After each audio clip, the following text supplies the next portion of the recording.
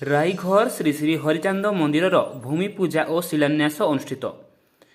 नवरंगपुर जिला रायघर ब्लॉक कोदघट्टा स्थित हरिचांद मंदिर परिसर में नूतन भाव में मंदिर भूमि पूजा और शिलान्यास संपन्न हो सारी।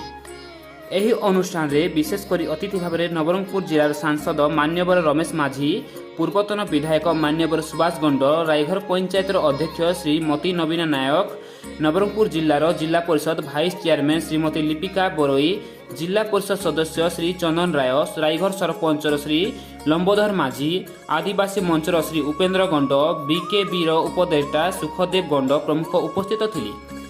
ଶ୍ରୀ ଶ୍ରୀ ହରିଚାନ୍ଦ ଗୁରୁଚାନ୍ଦ ଠାକୁରଙ୍କର ମତାଦର୍ଶ ମୁଖ୍ୟତଃ ଜାତିବାଦ ତଥା କୁସଂସ୍କାର ମୁକ୍ତ ହୋଇଥିବାରୁ କେବଳ ଡଙ୍କା ବାଦ୍ୟ, ହୁଳହୁଳି ଶବ୍ଦ ଓ ହରିବୋଲ ଧ୍ୱନି ଦ୍ୱାରା ଅବୈଦିକ ନୀତିରେ ସହଜ ଓ ସରଳ ଭାବରେ ସମ୍ପନ୍ନ ହୋଇଛି। ଏହି କାର୍ଯ୍ୟକ୍ରମରେ ବିଶେଷ କରି ରାଇଘର, ଝରିଗାଁ ଓ ଉମରକୋଟର ଅଞ୍ଚଳର ବହୁତ ଭକ୍ତ ଆସିଥିବା ବେଳେ ହାତରେ ଗୋଟିଏ ଇଟା ଧରି ଯୋଗ ଦେଇଥିଲେ।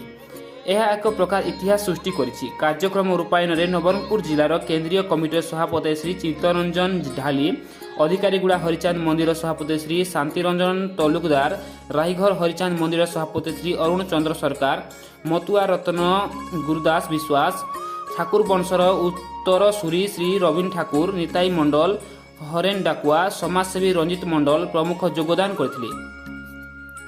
ମନ୍ଦିର ନିର୍ମାଣ ପାଇଁ ଅଧିକ ଅନୁଦାନର ଆବଶ୍ୟକତା ରହିଛି।